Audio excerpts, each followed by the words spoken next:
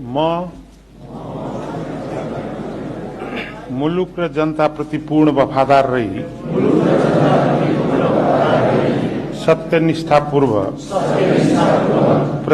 प्रतिज्ञा गर्छु। ईश्वरको नाममा शपथ लिन्छु कि नेपालको सार्वभौम सत्ता,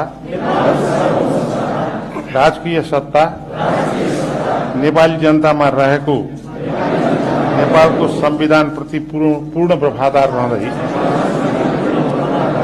प्रतिनिधि सभाको सदस्य पदको कामकाज प्रचलित कानूनको अधीनमा रही मुलुक र जनताको सोझो चिताई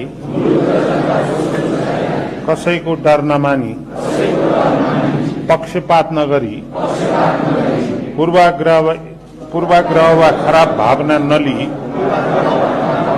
पदीय गोपनीयता कायम राखी ईमानदारीता साथ काम गर्नेछु।